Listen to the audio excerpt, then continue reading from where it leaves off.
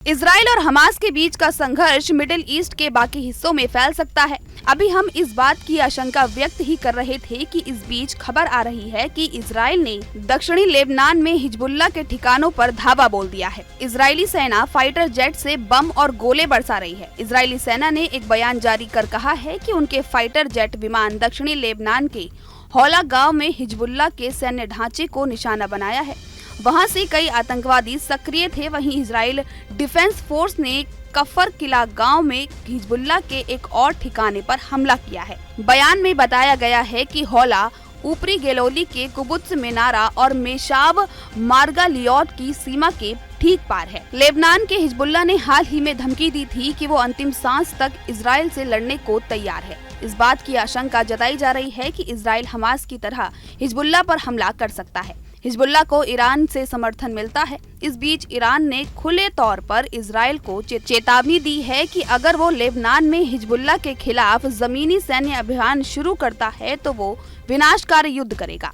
संयुक्त राष्ट्र में ईरान के मिशन ने एक्स पर इससे जुड़ा पोस्ट लिखा। उसने कहा, ईरान लेबनान पर हमले करने के इरादे के बारे में ज़ायोनी शासन इजराइल के प्रचार को मनोवैज्ञानिक युद्ध मानता है।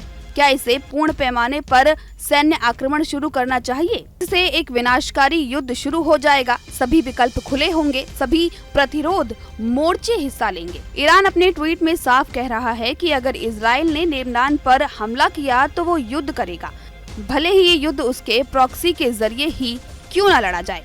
इजराइल के विदेश मंत्री इजराइल कॉट्स ने शनिवार रात को प्रतिक्रिया देते हुए कहा, अगर हिजबुल्लाह अपनी गोलीबारी बंद नहीं करता और दक्षिणी लेबनान से वापस नहीं जाता तो हम उसके खिलाफ पूरी ताकत से कार्रवाई करेंगे, तब तक जबकि सुरक्षा बहाल नहीं हो जाती और निवासी अपने घरों में वापस नहीं लौट जाते। उन्होंने आगे कहा, जो शासन विनाश की धमकी देता है तो अपना विनाश कराने का हकदार है। रक्षा मंत्री योब गैलेंट्स ने अमेरिका की यात्रा से लौटने के बाद शुक्रवार को उत्तरी सीमा का दौरा किया। अमेरिका यात्रा के दौरान उन्होंने अमेरिकी विदेश मंत्री एंटनी ब्लिंकन, अमेरिकी राष्ट्रीय सुरक्षा सलाहकार जैक सुलिवन और अमेरिकी रक्षा सचिव लॉयड ऑस्टिन से मुलाकात की। उन्होंने इजरायली सेना और हिजबुल्लाह के बीच लगभग 9 महीने की सीमा पार हिंसा के बाद उत्तर में शांति बहाल करने के लिए राजनयिक और सैन्य दोनों विकल्पों पर चर्चा की।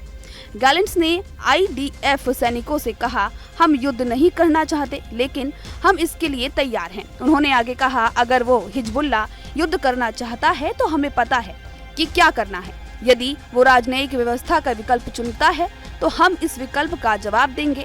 आपको हमारा ये वीडियो कैसा लगा हमें कमेंट कर जरूर बताएं। देश दुनिया की तमाम और यूपी उत्तराखंड की हर छोटी बड़ी खबर के लिए न्यूज स्टेट चैनल को सब्सक्राइब करना ना भूलें।